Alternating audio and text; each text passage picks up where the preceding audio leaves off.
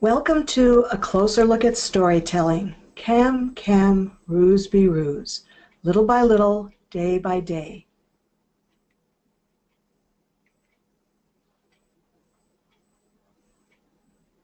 This video series has been a storytelling introduction.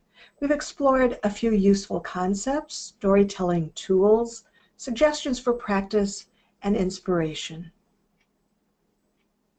We've seen more than one measure of the power of storytelling to change people. The last thing I'd like us to look at is how storytelling changes the storyteller too. Let's take another look at brain science. To begin with, neuroplasticity, which is that with new learning, the brain develops new neural pathways. In other words, whatever you decide to pay attention to and to learn, your brain creates new connections, new brain wiring. And contrary to old ideas, the thought that this process stopped at a certain point when we were young, scientists now know that the brain can reshape and reorganize itself in these ways in response to experience throughout life, at every stage of life. The brain essentially takes on the form of how it is used. Another thing that scientists have looked at is, what does it take to become an expert? Their answer, 10,000 hours of effortful study.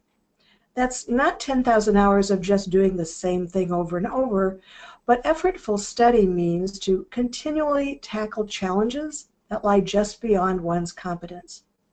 So science doesn't advocate that you should do a lot of new learning all at once. That can be overwhelming.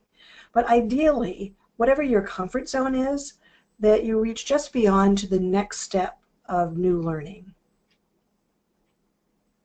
So the good news is that, in fact, science is not really enamored of the idea of only innate talent as a predictor of success.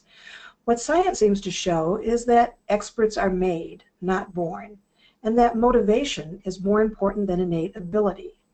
Really, it's what you're willing to work at that is the best predictor of success and achievement. And more good news. If 10,000 hours makes you feel like you just want to go back to bed and pull up the covers, you don't need to be an expert. You know, the Baha'i culture supports us doing many new things without waiting to become experts. Consider yourself a storyteller expert in training. However many hours you choose to put into learning and practice, storytelling can become a part of your path of service. Now let's look at some tools for an expert in training. A good foundation is a growth mindset. Decades of research by psychologist Dr. Carol Dweck supports the idea that a growth mindset really helps us to achieve what we set out to do. So think, what is a growth mindset? Well, think of a growth mindset as something at one end of a continuum. At the opposite end is a fixed mindset.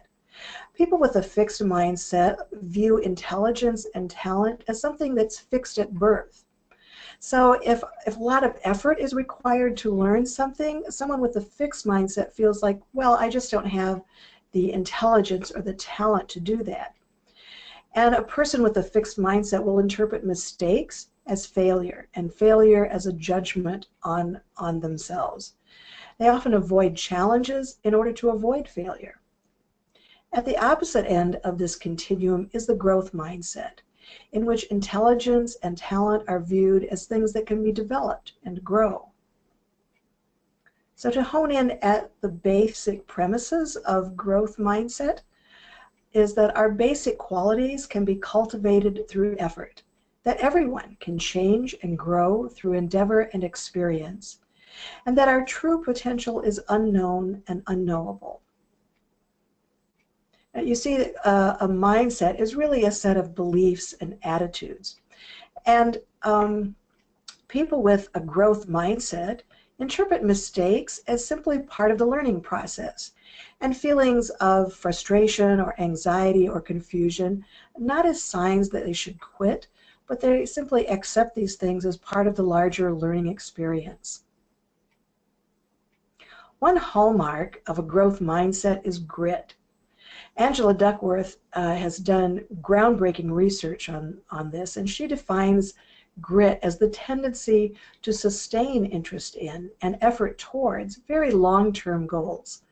Or put another way, it's a passion for stretching yourself and sticking to it. In her book about grit, Angela Duckworth talks about the fixed mindset and the growth mindset. And one of the things she points out is that really for most of us, we're not purely one mindset or another, but we're a mix of growth and fixed mindsets in various aspects of our lives. But we can consciously choose to do the things that will grow a growth mindset. And it's worthy to note that our Baha'i writings also support this science. In the words of Abdu'l-Baha, for example, everything of importance, says Baha'u'llah, in this world, or this says Abdu'l-Baha, demands the close attention of its seeker. The one in pursuit of anything must undergo difficulties and hardships until the object in view is attained and the great success is obtained. Whatever your goals as a storyteller, it's good for us to remember as Baha'is that there are a range of storytelling opportunities, from conversations and classes to home visits, study circles and devotions, to holy days and feasts. And I would encourage you to try out your stories or portions of your stories in smaller informal groups, that it helps you gain your confidence and get practice with telling stories to others. And of course, whatever you can do to arrange support for your learning will really help you stick with it in the long run. Remember, we talked about that cocoon, that network of support. We can draw on this kind of support in various ways. Remember, we can ask for non-critical feedback in our storytelling. What do you remember? What stays with you when we tell the story? We can ask for specific feedback. Is anything unclear or confusing, or any other particular feedback that you want from the group? And you could ask for help with your story organization if you're trying to figure out your scenes and the movement of action. This is, the idea of having a support is not only what it does for you, but the fact that we're helping one another. So that learning, while learning can be difficult, it can also be fun and particularly when we share it with others. It can be fun, it can be gratifying. And with regular practice and support, you feel more primed to take advantage of storytelling opportunities.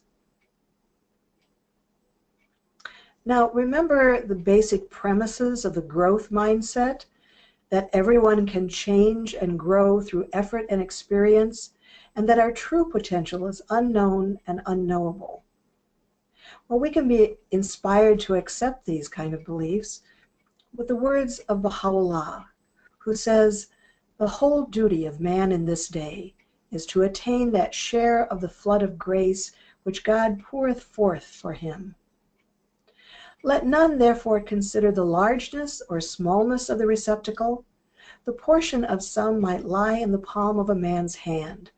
The portion of others might fill a cup, and of others even a gallon measure." What this says to us is that really the humble truth is that none of us knows the capacity. None of us knows our own capacity. What we do know is that as we strive to serve and to align ourselves with Baha'i guidance, that we are graced with divine assistance. So here we are coming to the end of our video. My hope is that this series of videos has been a source of both encouragement and empowerment for you. So to summarize, we've seen that our storytelling endeavors are supported by knowledge and networking. Knowledge of the nature of story, the practice of storytelling, and who we are telling stories to, and various kinds of support that we've discussed. We've learned as storytellers to what to pay attention to and how to begin to create connection. And we've learned that storytelling can be an effective and wonderful part of your path of service. We've seen that the findings of science, the wisdom of storytellers, and the guidance of Baha'i writings all support the same truths. Altogether, these are significant points of a larger learning process.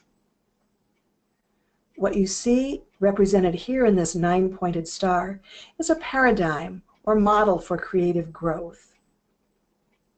Think of it as a still snapshot of a dynamic process that's always in motion.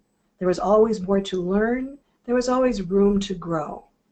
And for encouragement, we have but to remember the compassionate and practical words of Abdu'l-Baha. Cam, cam, ruse be ruse, little by little, day by day. So now we have come to the end of our video series of storytelling. I will say goodbye and wish each and every one of you the best in your creative endeavors.